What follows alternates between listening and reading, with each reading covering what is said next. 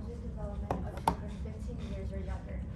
Over the years, the increase of child studies and child development has evolved and allowed us to have a better understanding on how the youth development and sports have only but a positive connection to each other and has also allowed us to have the best possible solutions. This leads to our question, in the last 10 years, to what extent have sports positively impacted the development of kids 15 years or younger in the U.S.? This will be presented by Luisa Pizzolini, Luana Jones, Antonio Rodriguez. and Jasmine Ferreira. Over the last 10 years, sports have only but have a positive impact on children's development 15 years or younger, and this can include in topics such as mental and social inclusion, emotional development, academics, and physical health. Thank you, Jasmine. Over the last couple of years, the development of youth has changed and evolved from what it used to be in the United States. One way in which sports can help kids is that it can possibly affect their physical health.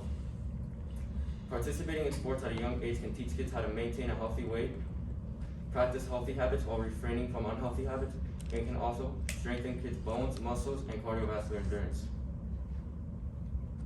As you can see in this graph by Michael Lebner, the childhood obesity rates throughout the years in the U.S. has gone up recently. In the light blue, you can see kids from 6 to 11 years have increased their childhood obesity rates from 11.3% all the way to 19.3%, while kids 12 to 19-year-old have increased their childhood obesity rates in the black from 10.5% all the way to 20.9%. This is almost a 10% increase in each category in just the last decade. This is largely due to the fact that less kids are participating in sports, which are causing more and more of them to become overweight. It is important that we prevent obesity rates from continuing to rise, as high obesity rates result in kids having a higher likelihood of getting things such as diabetes, heart disease, and high blood pressure. This next graph, based on a survey by Connor Browning, shows the likelihood of kids who participate and are active in sports of being in good health condition, not just now, but also in the future, compared to those who don't do any sports at all. As you can see in the lighter blue, those who participate in sports have a 77.4% chance of being in good health condition, while in the darker blue, those who do not participate in sports only sit at 22.6% likelihood of being in good health condition. This is largely due to the fact that those who participate in sports already know what's necessary in order to stay healthy and stay in shape, and have practiced healthy habits before. Thank you, Antonio.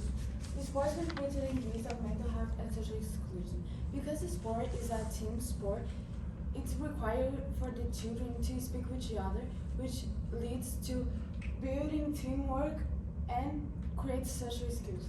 Also, because they spend a lot of time together, they create social exclusion. Also, sports can have emotional growth because sports can have multiple outcomes. So they have to be prepared to lose or win, which is strengthen their mental health. Can prevent the occurrence of depression too. As seen here, in percentage reporting feeling depressed, here we can see the male students that play sports have a lower percentage of feeling depressed than students that don't. The same thing happens with females. As you can see here, athletes have a lower percentage of depression than students that don't play sports. Thank you, Luana. In addition to sports helping with mental, social, and emotional health, they can also help with the child's cognitive development, mainly group ethics, time management skills, and academic performance. As stated by Kesley Logan, athletes report learning experience related to self-knowledge and emotional regulation, taking initiative, goal setting, applying effort, respect, teamwork, and leadership. This shows that the students themselves have reported that sports have benefited their skills that help them in their daily life.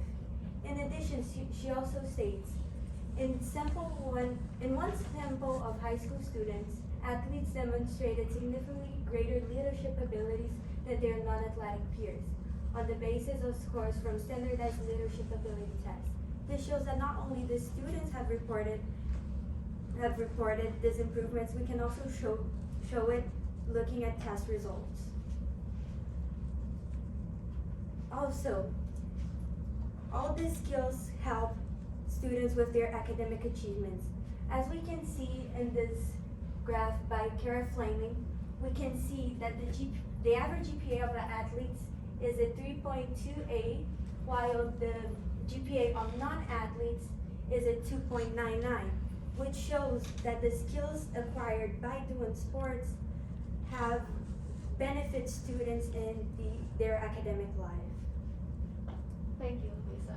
The cons of playing sports and participating in them do include such things as a higher risk of injuries, exclusion due to bad performance, and can produce an unhealthy level of stress. There are more pros than cons when participating in sports, as sports do not ever give athletes stress that they cannot handle. 71.8% of students who decide to participate in sports do it because it's a relief of stress from the stuff that they have outside of the world.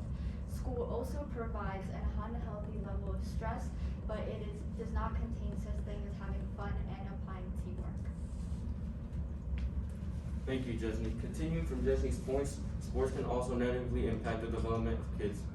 As you can see in this graph, which is talking about how the number of injuries have increased throughout the years from the top 10 sports, you can see that football has about almost 400,000 injuries just each year. This is important as injuries are a dangerous part of sports that can be detrimental to the development of kids. When kids have too many injuries, they spend too much time at the hospital, which can affect their muscle growth and overall growth in general. Some solutions is to enroll children into sports by making schools and parents to encourage the children. If they encourage the likelihood of them to be in a sport and like it, it's great, in which they can have all the benefits of it. However, there is also limitations. If you push too much the children, they may not like or not enjoy the sports, which can have a bad outcome. Also, it can be expensive for schools and parents since they have to pay a lot. Also, the lack of time. Since sports takes a lot of time, you really have to have a lot of time to practice, and so the lack of time is one of the limitations. In conclusion, sports can make a difference in someone's life, especially in children, since they are in the process of development. Sports have multiple benefits such as improving physical health, mental health, and academic achievements. All of our evidence shows that sports not only impact physical health, as most of us might think, but it can also greatly benefit mental health and academic achievements. This is our works cited page. Thank you. Any questions?